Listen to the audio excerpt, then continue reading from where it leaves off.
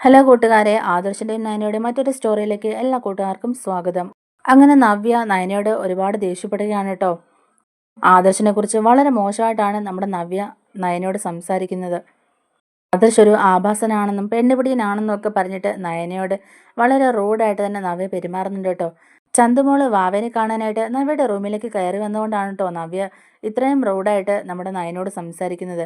അപ്പോഴേക്കും നയന പറയുന്നുണ്ട്, ചേച്ചി അതൊരു കുഞ്ഞല്ലേ, ആ കുഞ്ഞിന് എന്തറിയാം, അത് ആ വാവയുടെ കൂടെ കളിക്കാനല്ലേ വന്നത്, അത് ചേച്ചി എന്തിനാ ഇതിന് മാത്രം ദേഷ്യപ്പെടുന്നതെന്നൊക്കെ ഇങ്ങനെ ചോദിക്കുന്നുണ്ട്. ഇങ്ങനെയൊക്കെ പറഞ്ഞ് നവ്യനെ സമാധാനിപ്പിക്കാൻ ശ്രമിക്കുന്നുണ്ടെങ്കിലും നവ്യ ഇതൊന്നും കേൾക്കുന്നില്ല കേട്ടോ. നവ്യയുടെ സംസാരവും പെരുമാറ്റമൊക്കെ കാണുമ്പോഴേക്കും സത്യങ്ങളൊക്കെ തുറന്ന് പറഞ്ഞാലെന്ന് വരെ നമ്മുടെ നയന ചിന്തിക്കുന്നുണ്ട്.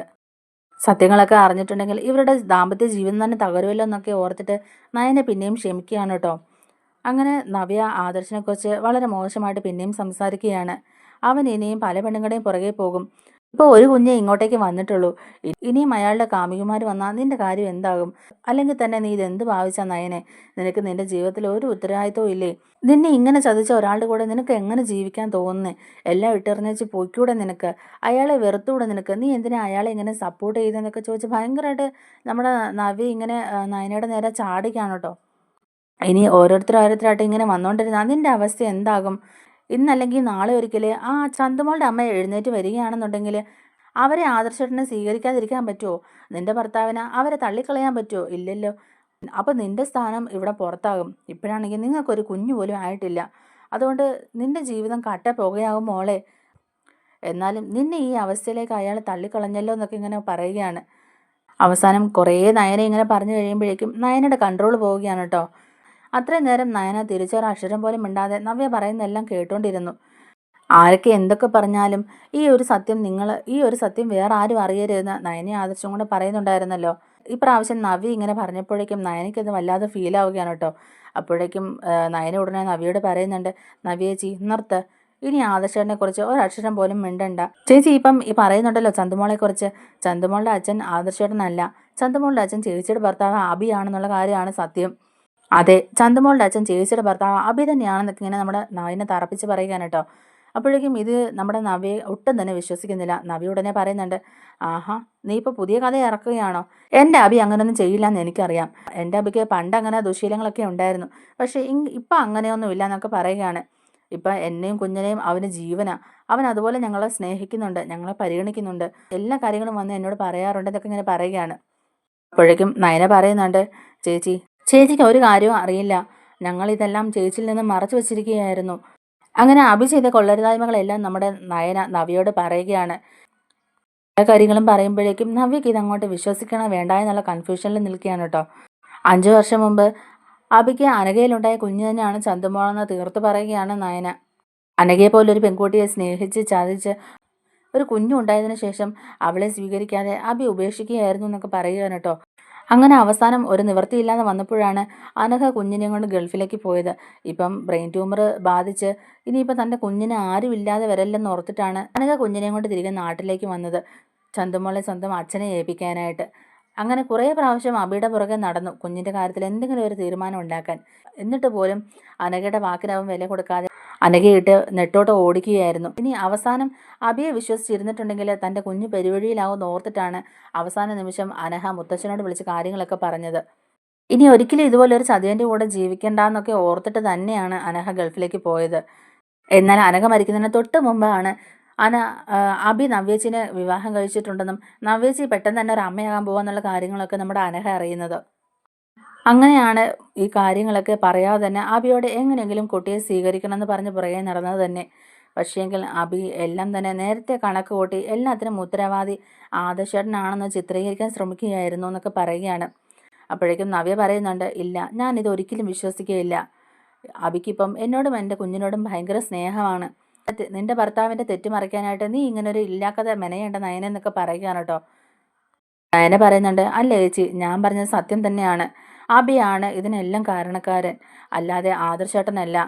നവ്യേച്ചിയും കുഞ്ഞും സത്യങ്ങൾ അറിഞ്ഞ ഈ വീട്ടിൽ നിന്ന് പോകുന്ന പേടിച്ചിട്ടാണ് അമ്മയും മുത്തച്ഛനും മുത്തശ്ശിയും കൂടെ എല്ലാ കാര്യങ്ങളും മറച്ചു വെച്ചത്. എനിക്കും ജയച്ചനും ചെറിയച്ചനും എല്ലാവർക്കും ഈ കാര്യങ്ങൾ അറിയാം. നവ്യേച്ചി ആരോട് വേണമെങ്കിലും ചോദിച്ചു നോക്കിയോ. അബി ഇവിടെ നടത്തുന്ന ഈ നാടകം കാണുമ്പോഴേക്കും ഞങ്ങൾക്കൊക്കെ നല്ല ദേഷ്യമാണ് വരാറുള്ളത്. എല്ലാവരുടെ മുമ്പിൽ അവൻ എത്ര പെർഫെക്റ്റ് ആയിട്ടാണ് അഭിനയിക്കുന്നത്. പക്ഷേ ഞങ്ങൾക്ക് എല്ലാവർക്കും സത്യങ്ങൾ അറിയാമെന്നുള്ളത് അവനറിയില്ല എന്നൊക്കെ ഇങ്ങനെ നയന പറയുമ്പോഴേക്കും നവ്യ പിന്നെയും പറയുന്നുണ്ട്, ഇല്ല നയനെ, ഒരിക്കലും ഞാനിത് വിശ്വസിക്കില്ല എന്നൊക്കെ പറഞ്ഞിട്ട് നയന ഇങ്ങനെ ദേഷ്യപ്പെടുന്നുണ്ട്. അങ്ങനെ നവ്യ നയനയോട് ദേഷ്യപ്പെട്ടിട്ട് റൂമിലോട്ട് പോവുകയാണ്. അപ്പോഴേക്കും നയന ചിന്തിക്കുന്നുണ്ട്, ചേച്ചിയോട് ഇങ്ങനെ പറഞ്ഞാൽ ചേച്ചി വിശ്വസിക്കില്ല. അഭി പറയുന്നത് മാത്രമല്ലേ ഇപ്പം ചേച്ചി വിശ്വസിക്കുകയുള്ളൂ. നമ്മൾ പറയുന്നതൊക്കെ ചേച്ചി തട്ടിക്കളയത്തുള്ളൂ. അതുകൊണ്ട് തെളിവ് സഹിതം തന്നെ ചേച്ചിയെ കാര്യങ്ങൾ ബോധ്യപ്പെടുത്തണം. അഭി ചേച്ചിയെ ചതിക്കുകയാണെന്നുള്ള കാര്യം ചേച്ചിയെ പറഞ്ഞ് മനസ്സിലാക്കിയേ പറ്റുള്ളൂ എന്നൊക്കെ ഓർത്തുകൊണ്ട് നയന റൂമിലോട്ട് പോവുകയാണ്. എന്നിട്ട് ആ DNA ടെസ്റ്റിൻ്റെ റിസൾട്ടുമായിട്ട് നവ്യയുടെ റൂമിലോട്ട് പോകുന്നുണ്ട്. നവ്യയുടെ റൂമിലോട്ട് വന്നിട്ട് നയന പറയുന്നുണ്ട്, ചേച്ചിക്ക് ഞാൻ പറഞ്ഞ കാര്യങ്ങളൊന്നും വിശ്വാസമായില്ലെങ്കിൽ ഇത് നോക്കൂ, ഇത് DNA ടെസ്റ്റിൻ്റെ റിസൾട്ടാണ്. ചേച്ചി കുഞ്ഞിനെയും കൊണ്ട് ഇങ്ങോട്ടേക്ക് വന്ന ദിവസം ചേച്ചിക്ക് ഓർമ്മയുണ്ടോ? അന്ന് ആദർശേട്ടൻ ഈ DNA ടെസ്റ്റിൻ്റെ റിസൾട്ട് മേടിക്കാൻ പോയിരിക്കുകയായിരുന്നു. അല്ലാതെ ചെയ്ത തെറ്റ് മറയ്ക്കാനായിട്ട് മുങ്ങി നടന്നതല്ല. ചേച്ചി ഇതെന്തായാലും തുറന്നു നോക്കുമെന്നൊക്കെ പറയും. ചേച്ചിക്ക് കാര്യങ്ങളൊക്കെ മനസ്സിലാവുമെന്ന് പറയുകയാണ് കേട്ടോ. അങ്ങനെ നവ്യ ആ DNA ടെസ്റ്റിൻ്റെ റിസൾട്ട് തുറന്നു നോക്കിയാണ്. അതിൽ കൃത്യമായിട്ട് തന്നെ കാണിക്കുന്നുണ്ട് ചന്തമോളുടെ അച്ഛൻ അഭിയാണെന്നുള്ള കാര്യം. അത് കാണുമ്പോഴേക്കും ചങ്ക് പൊട്ടി പോവുകയാണ് നമ്മുടെ നവ്യയുടെ. നവ്യയ്ക്ക് മനസ്സിലാവുന്നുണ്ട് ഇത് ചന്തമോളുടെ അച്ഛൻ അഭിയാണെന്നുള്ള കാര്യം. അതുകൊണ്ട് തന്നെ അവൾക്ക് വല്ലാതെ വിഷമാവുകയാണ് കേട്ടോ. തകർന്നു പോയി അവൾ ആ കട്ടിലിൽ ഇങ്ങനെ ഇരിക്കുകയാണ്. ഉടനെ നയനെ സമാധാനിപ്പിക്കുന്നുണ്ട് നവ്യനെ. ചേച്ചി ചേച്ചി ഇങ്ങനെ വിഷമിക്കുന്നത് കാണാതിരിക്കാൻ വേണ്ടിയിട്ടാണ് ഞങ്ങൾ സത്യങ്ങളൊക്കെ മറച്ചു വെച്ചുകൊണ്ടിരുന്നത്. അഭിയാണ് ഇതിൻ്റെ പിന്നിലെന്ന് അറിയുന്നതിന് മുമ്പ് വരെ ഞാനും ആദർശേട്ടനെ സംശയിച്ചിരുന്നു. എങ്കിലും സാരമില്ല, ആദർശേട്ടന് തെറ്റുപറ്റിപ്പോയി, അത് സാരമില്ല എന്നൊക്കെ ഓർത്ത് ക്ഷമിച്ച് സഹിച്ച് മുന്നോട്ട് പോകാനാണ് ഞാൻ തയ്യാറായത്. അതുപോലെ ചേച്ചിയും തയ്യാറാവണം എന്നൊക്കെ പറയുകയാണ്. അപ്പോഴേക്കും നവ്യ പറയുന്നുണ്ട്, ഇല്ല നയനെ, ഒരിക്കലുമില്ല. നിന്നെപ്പോലെ അത്രയും വിശാല മനസ്കതയൊന്നും എനിക്കില്ല. ഞാൻ അവനോട് ഒരിക്കലും ക്ഷമിക്കാൻ പോകുന്നില്ല. അവൻ ചെയ്ത ഈ തെറ്റ് ഞാൻ ഒരിക്കലും പൊറുക്കാൻ പോകുന്നില്ല എന്നൊക്കെ പറയുന്നുണ്ട്. ചേച്ചി എനിക്ക് വേണ്ടി ചേച്ചിയുടെ കുഞ്ഞിനെ ഓർത്തിട്ടെങ്കിലും ചേച്ചി ഇങ്ങനെ ഒരു തീരുമാനം എടുക്കില്ലെന്നൊക്കെ നയന പറയുന്നുണ്ട്. അപ്പോഴേക്കും നവ്യ പറയുന്നുണ്ട്, ഇല്ല, ഒരിക്കലും ഇല്ല. ചേച്ചി ഈ കുഞ്ഞിനെയും കൊണ്ട് ഇവിടുന്ന് പോയാൽ അത് ഒരിക്കലും മുത്തശ്ശനും മുത്തശ്ശിക്കും ഒന്നും സഹിക്കാൻ പറ്റില്ല. എല്ലാവർക്കും അത് വിഷമമാവും എന്നൊക്കെ പറയുകയാണ്. ചേച്ചി കുഞ്ഞിനെയും കൊണ്ട് തിരിച്ച് നമ്മുടെ വീട്ടിൽ ചെന്നാൽ നമ്മുടെ അച്ഛനും അമ്മയും എന്തുമാത്രം വിഷമിക്കും. ചേച്ചി അതൊക്കെ ഓർത്തിട്ട് മാത്രമാണ് ഈ തെറ്റുകളൊക്കെ ഞാനും ആദർശേട്ടനും ഏറ്റെടുത്തതെന്നൊക്കെ പറയുകയാണ് കേട്ടോ. അപ്പോഴേക്കും നവ്യ പറയുന്നുണ്ട്, ഇല്ല, ഞാൻ ഒരിക്കലും എൻ്റെ കുഞ്ഞിനെയും കൊണ്ട് ഇവിടുന്ന് പോവില്ല. തെറ്റ് ചെയ്തത് അബിയല്ലേ, അതിന് ഞാൻ ഇവിടുന്ന് പോകേണ്ട കാര്യമില്ലല്ലോ. അല്ലെങ്കിൽ തന്നെ അബി ഈ വീട്ടിലെ കൊച്ചുമോനൊന്നും അല്ലല്ലോ. ദത്തെടുത്ത അപ്പച്ചിയുടെ മോനല്ലേ അവൻ. പിന്നെ അവൻ്റെ ഭാര്യയാണ് ഞാൻ, ശരിയാ. പക്ഷേ അനന്തപുരി തറവാട്ടിലെ മൂർത്തി മുത്തച്ഛൻ എന്നെ മരുമകളായിട്ട് സ്വീകരിച്ചു കഴിഞ്ഞു. ഇനിയിപ്പം ആര് പറഞ്ഞാലും എനിക്ക് ഇവിടുന്ന് പോകേണ്ട ഒരു കാര്യമില്ല. എൻ്റെ മോൻ ഈ തറവാട്ടിലെ കൊച്ചുമോനാണ്, അതെനിക്കറിയാം. അതുകൊണ്ട് ഞാൻ ഇനി ഇവിടുന്ന് പോകുന്നില്ല. ഈ വീട്ടിൽ നിന്ന് പുറത്തു പോകാൻ പോകുന്നത് അബി തന്നെ ആയിരിക്കും എന്നൊക്കെ പറഞ്ഞ് കരയുകയാണ് കേട്ടോ നമ്മുടെ നവ്യ. നയന പറയുന്നുണ്ട്, അമ്മയോടും അച്ഛനോടൊക്കെ ഞാനിത് പറയാനിരിക്കുകയായിരുന്നു. പക്ഷേ ഞാനിതിപ്പോൾ പറഞ്ഞിട്ടുണ്ടെങ്കിൽ ചേച്ചി ഇപ്പം അബിയോടൊപ്പം നല്ല രീതിക്ക് സന്തോഷത്തോടെ ജീവിക്കുകയാണെന്നാണ് അവർ വിചാരിച്ചിരിക്കുന്നത്. അതിനിടയിലേക്ക് ഒരു സങ്കടം കൊണ്ട് ഇടണ്ടാന്ന് ഓർത്തിട്ടാണ് ഞങ്ങൾ ഇതൊക്കെ മറച്ചു വെച്ചെന്ന് പറയുന്നുണ്ട്. എന്നാലും ഇതിൻ്റെ ഒന്നും ആവശ്യമില്ലായിരുന്നു നയന. ആദർശേട്ടനെ ഇത്രയും മോശക്കാരനായിട്ട് ചിത്രീകരിക്കേണ്ട കാര്യമൊന്നും ഇല്ലായിരുന്നു. ഇതേക്കുറിച്ച് പിന്നെ അവർക്കെല്ലാവർക്കും അറിയാമായിരുന്നല്ലോ. അതുകൊണ്ട് തന്നെ അവരെന്ത് വിചാരിച്ചാലും എനിക്കൊരു കുഴപ്പമില്ലായിരുന്നു. പക്ഷേ ഇതിപ്പോൾ അങ്ങനെയല്ലല്ലോ. ഇപ്പം എല്ലാവരും ആദർശേട്ടനെയാണ് വെറുക്കുന്നത്. ഇനി അതങ്ങനെ സംഭവിക്കാൻ പാടില്ല. ഞാൻ തന്നെ അമ്മയെ വിളിച്ച് എല്ലാ കാര്യങ്ങളും പറയാമെന്നൊക്കെ പറയുന്നുണ്ട്. ഞാൻ അമ്മയോട് എല്ലാ കാര്യങ്ങളും ഇപ്പം തന്നെ പറയാമെന്ന് പറയുകയാണ്. അങ്ങനെ നവ്യ കുഞ്ഞിനെ നയനയുടെ കയ്യിൽ ഏൽപ്പിച്ചിട്ട് ഫോൺ എടുത്തുകൊണ്ട് പുറത്തോട്ട് പോവുകയാണ്. എന്നിട്ട് ബാൽക്കണിയിൽ പോയി നിന്നുകൊണ്ട് കനകനെ വിളിക്കുന്നുണ്ട്. കനക ഫോൺ എടുക്കുമ്പോഴേക്കും തന്നെ ചോദിക്കുന്നുണ്ട്, ആഹാ നവ്യമോളെ, എന്തുണ്ട് വിശേഷം? അനന്തപത്മനാഭൻ എന്തെടുക്കുക, സുഖമാണോ? അവൻ സന്തോഷമായിട്ടിരിക്കുന്നതെന്നൊക്കെ ഇങ്ങനെ ചോദിക്കാണ് കേട്ടോ. അപ്പോഴേക്കും നമ്മുടെ നവ്യയ്ക്ക് ആകെപ്പാടെ സങ്കടമായിട്ടിരിക്കുകയല്ലേ. നവ്യ ഉടനെ അങ്ങോട്ട് പൊട്ടിക്കരയുകയാണ്. അമ്മയെന്നൊക്കെ പറഞ്ഞിട്ട് നവ്യ അങ്ങ് പൊട്ടിക്കരയുകയാണ്. അപ്പോഴേക്കും കനക ചോദിക്കുന്നുണ്ട്, എന്താ മോളെ, എന്തിനാ മോൾ ഇങ്ങനെ കരയുന്നേ, എന്താ പറ്റിയെന്നൊക്കെ ഇങ്ങനെ ചോദിക്കുകയാണ്. അപ്പോഴേക്കും നവ്യ പറയുന്നുണ്ട്, അമ്മേ എൻ്റെ ജീവിതം അവസാനിച്ചു, അമ്മേ എൻ്റെ ജീവിതം അവസാനിച്ചു എന്നൊക്കെ പറഞ്ഞ് കരയാണ്. എന്താ മോളെ, എന്താ പറ്റിയെന്ന് വെച്ചാൽ കാര്യം പറയുന്നൊക്കെ ഇങ്ങനെ കനക പറയുന്നുണ്ട്. അപ്പോഴേക്കും നവ്യ പറയുകയാണ്, അമ്മേ ചന്തുമോളുടെ അച്ഛൻ ആദർശേട്ടനാണെന്നല്ലേ നമ്മൾ വിചാരിച്ചിരുന്നത്. ആദർശേട്ടനല്ല അമ്മേ, ആ തെറ്റും ചെയ്യുന്നത് ആബി തന്നെയാണെന്ന് പറയുകയാണ്. ചന്തുമോളുടെ അച്ഛൻ ആബി തന്നെയാണെന്ന് നവ്യ പറയുമ്പോഴേക്കും കനയ്ക്ക് അതൊരു ഷോക്കാവുകയാണ് കേട്ടോ. എന്താ മോളെ നീ പറയുന്നത്? ആദർശം തന്നെ സമ്മതിച്ച കാര്യമില്ല അത് ആദർശൻ്റെ കുഞ്ഞാണെന്നുള്ള കാര്യം. പിന്നെ ഇപ്പം എന്താ മാറ്റി പറയുന്നതൊക്കെ ഇങ്ങനെ ചോദിക്കുകയാണ് കേട്ടോ കനക. അപ്പോഴേക്കും നമ്മുടെ നവ്യ പറയുന്നുണ്ട്, അമ്മേ അല്ലമ്മേ, ചന്തുമോളുടെ അച്ഛൻ അബി തന്നെയാണ്. ഇപ്പോഴാണ് ഈ കാര്യങ്ങളൊക്കെ നയന എന്നോട് പറയുന്നതൊക്കെ പറഞ്ഞ് കരയുകയാണ് കേട്ടോ. ഞാൻ അവനെ വിശ്വസിച്ച് പോയമ്മേ, അവൻ ഇനി ഒരിക്കലും തെറ്റ് ചെയ്യില്ല എന്നാണ് ഞാൻ കരുതിയത്. പക്ഷേ അവൻ ഇത് മനഃപൂർവ്വം ആദർശേട്ടൻ്റെ തലയിൽ കൊണ്ട് വെച്ചതാണ്. ആദർശേട്ടൻ നിരപരാധിയാണമ്മേ എന്നൊക്കെ പറഞ്ഞ് ഭയങ്കര കരച്ചിലാണ് കേട്ടോ. അപ്പോഴേക്കും ഗോവിന്ദനും നമ്മുടെ കനകയോട് ചോദിക്കുന്നുണ്ട്, എന്താ കനകെ, ആരാ ഫോൺ വിളിച്ചതെന്നൊക്കെ അങ്ങനെ ചോദിക്കാൻ കേട്ടോ. അപ്പോഴേക്കും കനക ഉടനെ ഗോവിന്ദൻ്റെ കയ്യിൽ ഫോൺ കൊടുത്തിട്ട് പറയുന്നുണ്ട്, നവ്യമോള, അവൾ എന്തോ പിച്ചും പേയൊക്കെ പറയുന്നുണ്ട്, എനിക്കൊന്നും മനസ്സിലാവുന്നില്ല, ഗോവിന്ദേട്ടനൊന്ന് ചോദിക്കുന്നൊക്കെ പറഞ്ഞിട്ട് ഗോവിന്ദൻ്റെ കയ്യിലോട്ട് ഫോൺ കൊടുക്കുകയാണ്. അപ്പോഴേക്കും ഗോവിന്ദനും ചോദിക്കുന്നുണ്ട്, എന്താ മോളെ, എന്തിനാ മോള് കരയുന്നതെന്നൊക്കെ ഇങ്ങനെ ചോദിക്കുകയാണ് ഗോവിന്ദൻ. അപ്പോഴേക്കും നവ്യ പറയുന്നുണ്ട്, അച്ഛാ, അബി ആച്ചാ എല്ലാം തെറ്റും ചെയ്തത്. അനഘയുമായി ബന്ധമുണ്ടായിരുന്നത് അബിക്കാണ്. അനഘയുടെയും അബിയുടെയും കുഞ്ഞാണ് ചന്തുമോൾ എന്നൊക്കെ പറഞ്ഞിട്ട് പൊട്ടിക്കരയുകയാണ് നവ്യ. എന്താ ഞാൻ ഈ കേൾക്കുന്നത്? അപ്പം ആദർശാണെന്നാണല്ലോ എല്ലാവരും പറഞ്ഞതെന്നൊക്കെ ഇങ്ങനെ ചോദിക്കുകയാണ് കേട്ടോ ഗോവിന്ദൻ. അതെ അച്ഛാ, എല്ലാവരും നമ്മളിൽ നിന്ന് ഈ സത്യങ്ങളൊക്കെ മറച്ചു വെച്ചേക്കുകയായിരുന്നു. ഞാൻ കുഞ്ഞിനെ കൊണ്ട് ഈ അനന്തപുരി തറവാട്ടിൽ നിന്ന് ഇറങ്ങിപ്പോകുമെന്ന് പേടിച്ചിട്ടാണ് എല്ലാവരും ഈ സത്യങ്ങൾ മറച്ചു വെച്ചത്. ഇതൊക്കെ എല്ലാവർക്കും നേരത്തെ അറിയാമായിരുന്നു. അബിയാണ് ചന്തുമോളുടെ അച്ഛൻ എന്നുള്ള കാര്യം എല്ലാവർക്കും നേരത്തെ അറിയാമായിരുന്നു എന്നൊക്കെ പറയുകയാണ്. അബി എന്നെ ചതിക്കുകയായിരുന്നു അച്ഛാ, അവൻ ഇത്രയും വലിയൊരു ചതിയനാണെന്ന് ഞാൻ മനസ്സിലാക്കിയില്ല അച്ഛാ എന്നൊക്കെ ഇങ്ങനെ പറയുകയാണ്. അങ്ങനെ വീണ്ടും വീണ്ടും നമ്മുടെ നവ്യ ഇങ്ങനെ കരയുകയാണ് കേട്ടോ. നമ്മുടെ നവ്യ ഇങ്ങനെ കരയുന്ന കാണുമ്പോഴേക്കും നമ്മുടെ കനകയ്ക്കും ഗോവിന്ദനും ഭയങ്കര വിഷമാവുന്നുണ്ട്. കനക പറയുന്നുണ്ട്, മോളെ നീ ഇങ്ങനെ കരയില്ലേ മോളെ, നമുക്ക് എന്താണെന്ന് വെച്ചാൽ ചെയ്യാം, മോളിങ്ങനെ വിഷമിക്കാതെന്നൊക്കെ പറയുന്നുണ്ട്. എന്നാലും ആദർശിനെയാണ് എല്ലാവരും കുറ്റപ്പെടുത്തിക്കൊണ്ടിരുന്നത്. ഇവിടെ വന്നപ്പോൾ പോലും ഞങ്ങൾ ആദർശനോട് അപമര്യാദയായിട്ട് പെരുമാറി, ആദർശനെ ഒരുപാട് കുറ്റപ്പെടുത്തുകയും ചെയ്തു, ആദർശനോട് മോശമായിട്ട് സംസാരിക്കുകയും ചെയ്തു എന്നൊക്കെ ഇങ്ങനെ പറയുകയാണ്. ഇതൊക്കെ നയനമോക്കും അറിയാവുന്ന കാര്യങ്ങളായിരുന്നില്ലേ, എന്നിട്ട് പോലും നയനമോൾ ഈ സത്യങ്ങളൊക്കെ മറച്ചു വെച്ചത് എന്തിനാന്നൊക്കെ ഇങ്ങനെ ചോദിക്കാൻ കേട്ടോ. അപ്പം നവ്യ പറയുന്നുണ്ട്, അത് പിന്നെ അമ്മേ, എൻ്റെ ജീവിതം പോകണ്ടെന്ന് ഓർത്തിട്ടാണ് നയന അങ്ങനെയൊക്കെ ചെയ്തത്. നയനയും ആദർശേട്ടനും കൂടെ ആ തെറ്റുകളൊക്കെ ഏറ്റെടുക്കുകയായിരുന്നു. ഞാനും കുഞ്ഞും സന്തോഷമായിട്ട് ഇവിടെ ജീവിക്കാൻ വേണ്ടിയിട്ടാണ് അവർ ആ ത്യാഗമൊക്കെ സഹിച്ചതെന്ന് പറയുകയാണ്. ഞാനും ഒരുപാട് ആദർശേട്ടനെ ഇതിൻ്റെ പേരിൽ കുറ്റപ്പെടുത്തി, ഒരുപാട് മോശമാക്കി സംസാരിക്കുകയും ചെയ്തു. എന്നാലും ഇവർക്ക് നയനയ്ക്കെങ്കിലും എന്നോട് ഈ സത്യങ്ങളൊക്കെ തുറന്ന് പറയാമായിരുന്നു.